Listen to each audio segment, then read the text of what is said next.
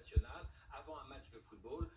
Et évidemment, ça a créé une très vive émotion. Donald Trump, d'ailleurs, s'en est pris à lui en dénonçant celui qui est devenu un paria dans le monde du football américain. Donc il y a un parallèle certain, mais effectivement, vous l'avez dit, on ne peut pas tirer d'autres comparaisons de ce qui se passe parce que la violence policière aux États-Unis a des proportions qui n'ont rien de comparable avec ce qui se passe en France. Il faut savoir que chaque année, depuis le début de l'année 2020, il y a eu 2500 blancs tués par la police américaine et un peu plus de 1200 noirs tués par la police américaine. C'est-à-dire qu'en termes statistiques, il y a d'ailleurs plus de blancs tués par les policiers américains que de noirs tués par les policiers américains. La seule chose, c'est qu'il y a seulement 13% de noirs aux États-Unis et 76% de blancs. Donc si on compare, il y a à peu près 12 noirs tués par million d'habitants, ce qui fait beaucoup. Et donc c'est la raison pour laquelle tout le monde s'inquiète de ces violences policières. Mais au-delà de ça, comparaison n'est pas raison, surtout qu'aux États-Unis, il y a maintenant des émeutes depuis maintenant 8 jours, que le couvre-feu a été imposé dans des grandes villes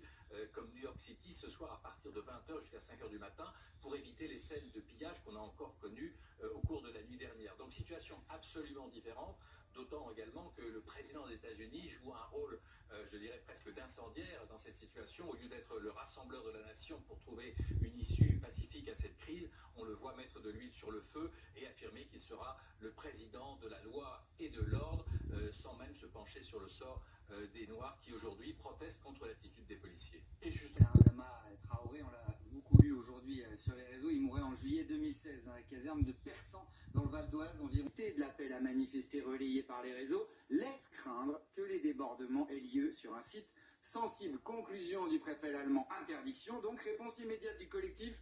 Le rassemblement de ce soir est maintenu. La préfecture de Paris et son préfet politique tentent d'intimider ceux qui réclament la justice et de préciser la France est le seul pays du monde à interdire des rassemblements pour la justice.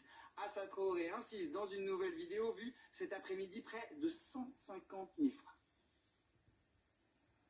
Pour dénoncer la discrimination, pour dénoncer les crimes policiers, la France, la grande ville de Paris, nous met une interdiction. Le rassemblement est maintenu. Rendez-vous à 19h devant le parvis du tribunal de Paris. Justice pour Adama, justice pour Georges Floyd, justice pour toutes les victimes. À 19h.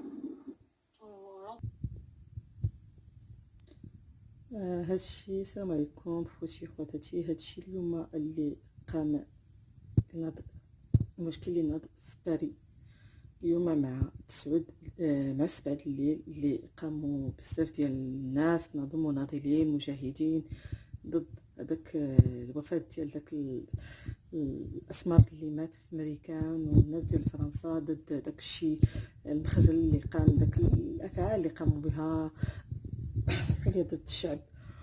وكان هذا النداء جا من الاخت ديال داك السيد اللي توفى، هي اللي دارت نداء لذاك الشعب باش ينوض يتعاون معاه ويتواصل معاه ضد هذاك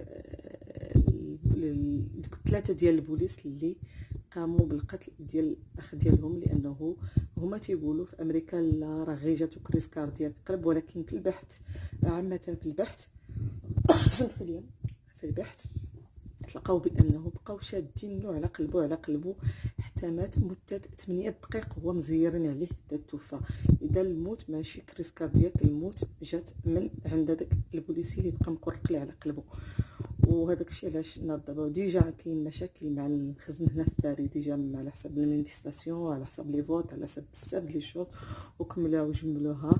راه كلشي في فيديو شوفوه من الاول حتى التالي، وريت لكم جميع اللقطات اللي مبينين هذيك المانيفيستاسيون. الناس خرجوا وحرقوا ما خلوا ما داروا، لانه الشعب هنا بز منه ما عنده كلمه ديالو خصو هو يقولها، لانه باش انك تشد انسان دير عليه هذيك الطريقه بهذاك العنف وهذيك القوه، ايه انت مخزن فوق راسنا، ولكن ماشي حتى لهذيك الدرجه. مش انك راه عندنا فمنا هضرتنا هضر معانا تكلم معانا غتفهمنا غنفهموك، بغيتي لا كارت ديالك غنبينوها، بغيتي اي حاجه غنوريها لك، ولكن انت باش ديك هذاك العنف التعسفي هذاك الشيء راه كثير وكثير وكثير.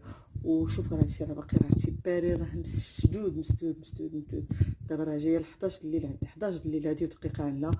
وشوف باري باقي هادشي تنوري لكم التلفازه لاننا بعيد على باري باش يكون لكم اش واقع عندنا. وان شاء الله يا ربي يكون خير لنا هادشي. راه ما سورتو دابا باقا كورونا كدير، باقا بزاف تيدور هادشي، راه تيخلعوا الناس، راه ما خايفينش. هذا هو المشكل، الناس راه ما عندهمش منازع، راه المخزن ما تيبان ليهمش. هنا القوه ديالهم هي انه ينتصروا ويربوا الرغبات ديالهم فعلا، لانه راه انك توصل انك انت من السلطه وبغيت تستحمي الشعب، توصل انك باش تقتل بنادم لا العنف، لا للعنف، لا للعنف، ثم لا للعنف. شكرا بزاف لكم وكنشكركم.